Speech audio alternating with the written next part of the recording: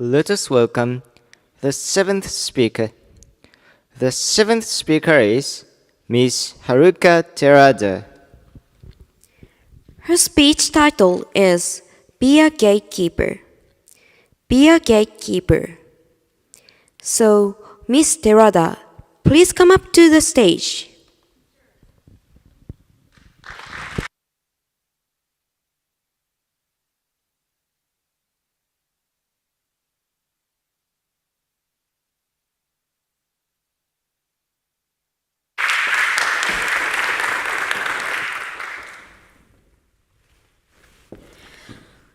Thank you, the master of the ceremony, distinguished judges, and all the organizers. Good afternoon, ladies and gentlemen. Good afternoon. Thank you. Suicide prevention. What kind of image do you have of it? Probably many of you answer like this. Isn't it what the person having suicidal thoughts should do? Isn't it what the government should deal with? Anyway, third parties can do nothing because we are powerless in suicide prevention. But is that true? Is it really irrelevant to us? Are we really powerless? Actually, such prejudice that must have come to your mind was what my family was saying before my uncle committed suicide. The prejudice of we're powerless made us indifferent to suicide prevention. The indifference to suicide prevention possibly led to the worst outcome. The worst outcome brought us eternal regret and bottomless grief. This experience made me think how suicide prevention should be. 1 in 4. This is the number of the people who seriously thought about suicide in Japan, according to the Nippon Foundation of Social Innovation.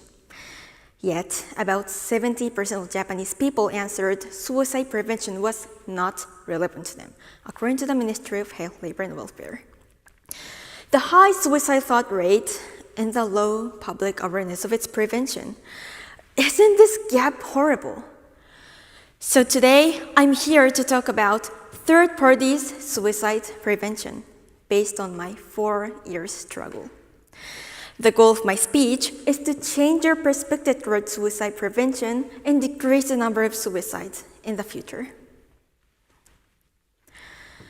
A few years after my uncle passed away, I faced the same situation as him. It took me a while to find out, but I had bipolar disorder, one of the mental illnesses. I want to die. This was the first time when I was in front of the gate.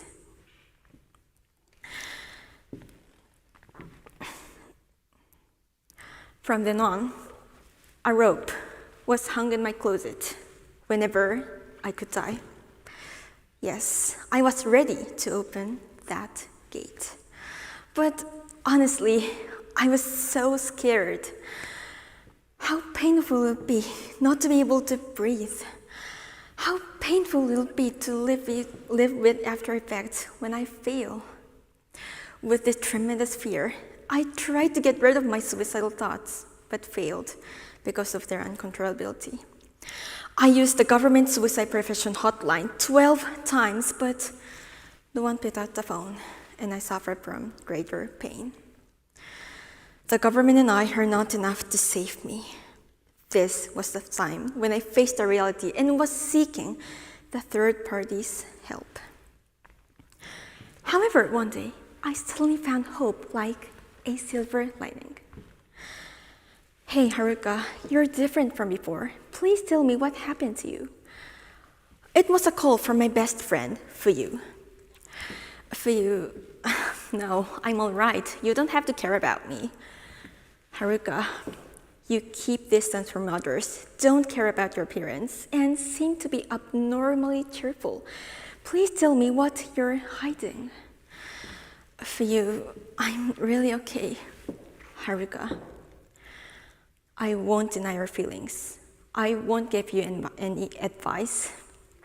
I'm always on your side.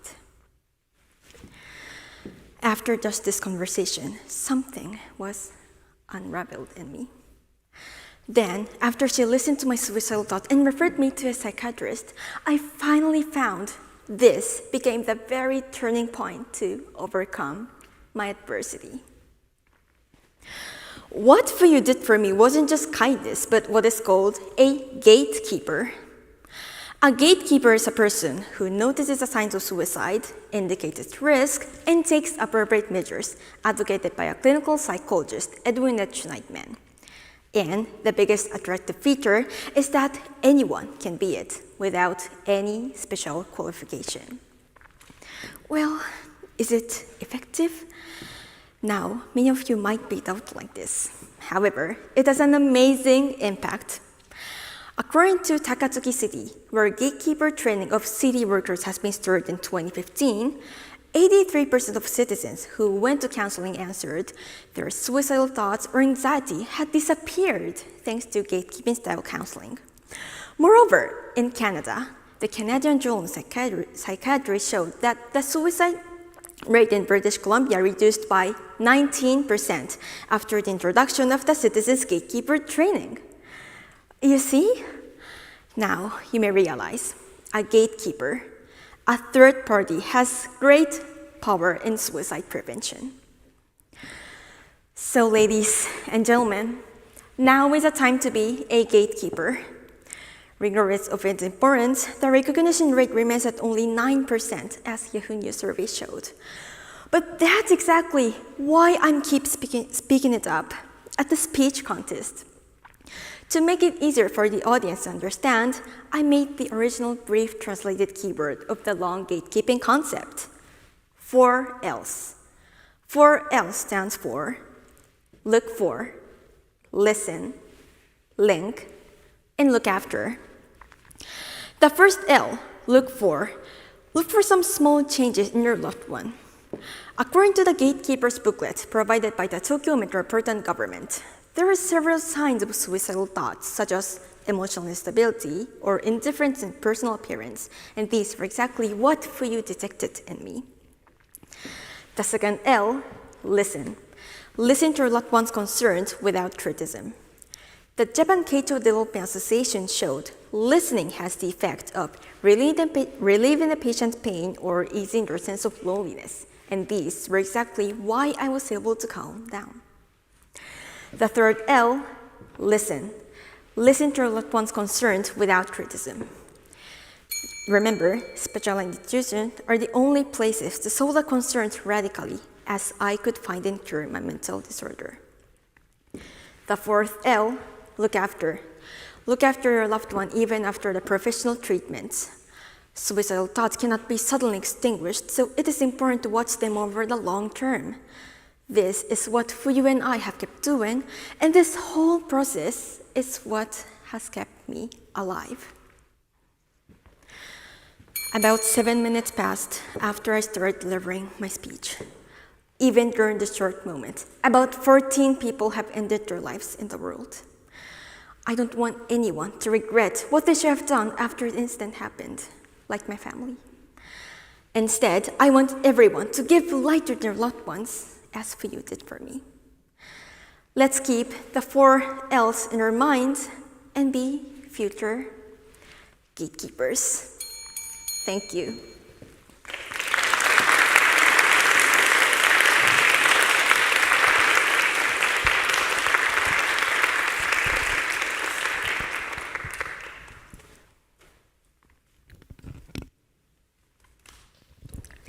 Thank you, Ms. Terada.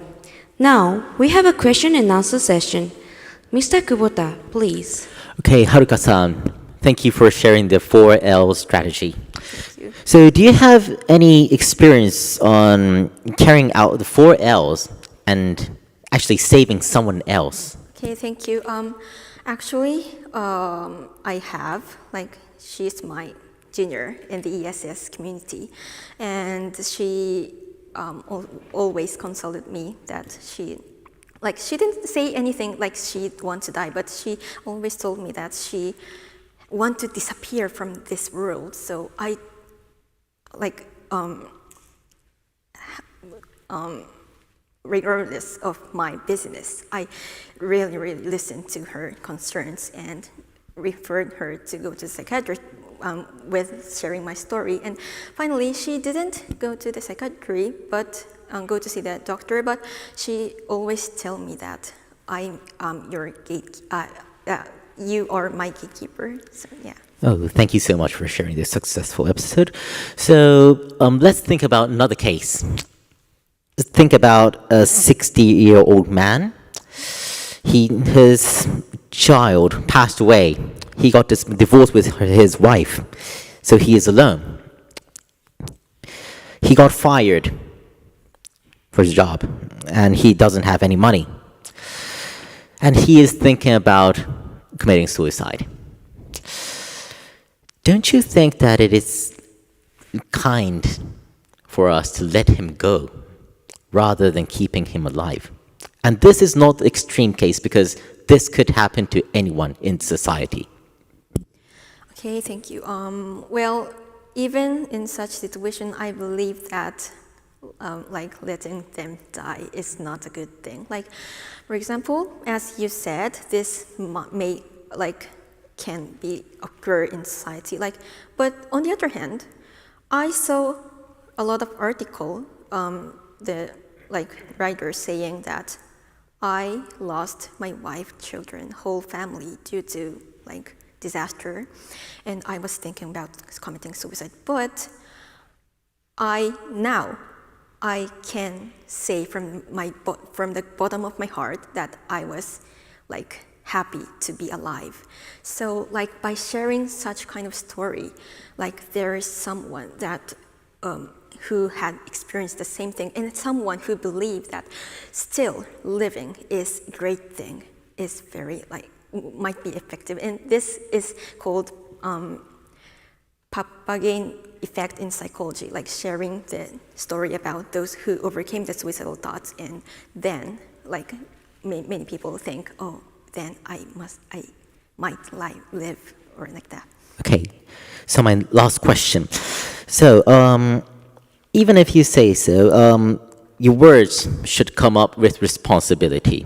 If you say something, and especially if you're going to try to save someone's life by giving some kind of words, maybe it's part of the 4 L's, I think.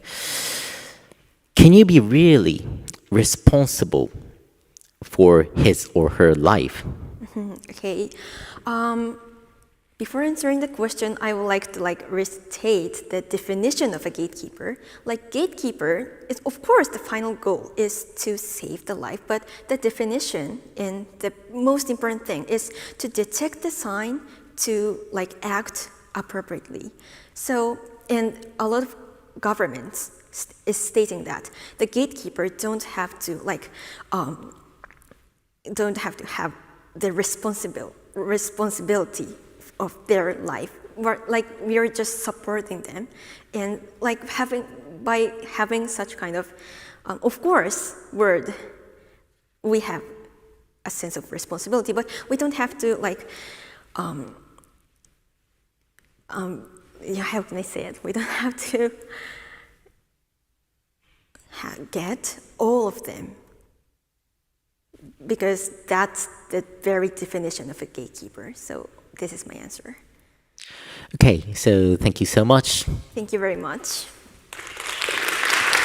Thank you, Mr. Kubota and Ms. Terada. Please go back to your seat.